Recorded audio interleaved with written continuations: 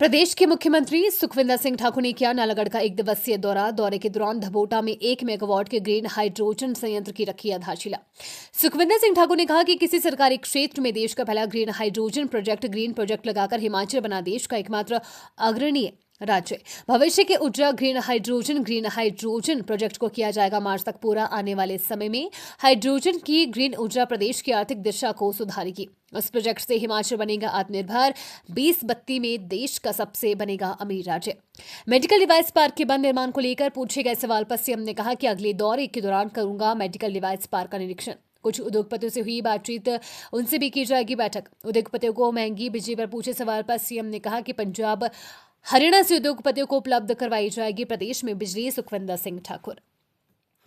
प्रदेश के मुख्यमंत्री सुखविंदर सिंह ठाकुर ने नालागढ़ का एक दिवसीय दौरा किया। इस एक दिवसीय दौरे के दौरान उन्होंने धबोटा में स्थित 1 मेगावाट के ग्रीन हाइड्रोजन संयंत्र की आधारशिला रखी। मुख्यमंत्री सिंह ठाकुर ने इस मौके पर मीडिया से बातचीत में कहा कि किसी सरकारी क्षेत्र में देश का यह पहला ग्रीन हाइड्रोजन प्रोजेक्ट है और ये ग्रीन प्रोजेक्ट लगाकर हिमाचल देश का एकमात्र अग्रणीय राज्य बना है और भविष्य की ऊर्जा ग्रीन हाइड्रोजन के। उन्होंने कहा कि ग्रीन हाइड्रोजन प्रोजेक्ट को मार्च तक पूरा कर लिया जाएगा और आने वाले समय में हाइड्रोजन की ग्रीन ऊर्जा प्रदेश की आर्थिक दशा को भी सुधारेगी।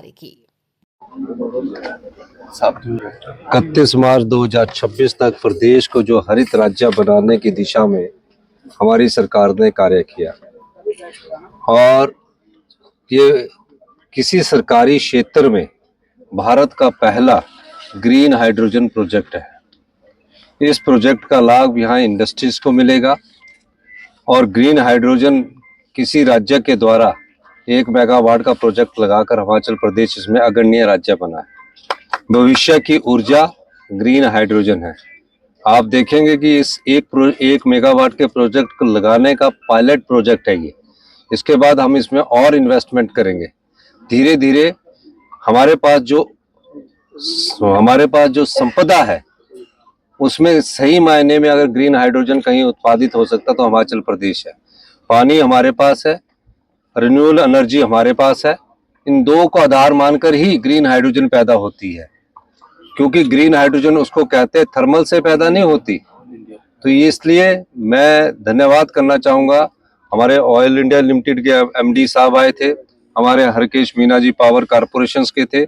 1 मेगावाट का हमारा समझौता तकरीबन अभी 8-9 महीने पहले हुआ और इस ग्रीन हाइड्रोजन प्रोजेक्ट को हमारा टारगेट है कि इस मार्च तक इसको पूरा कर लिया जाए, क्योंकि जो इलेक्ट्रोलाइजर है उसको लाने के लिए थोड़ा समय लगता है और ये देश का पहला सरकारी क्षेत्र और उपक्रम के साथ समझौता किया हुआ पहला प्रोजेक्ट है।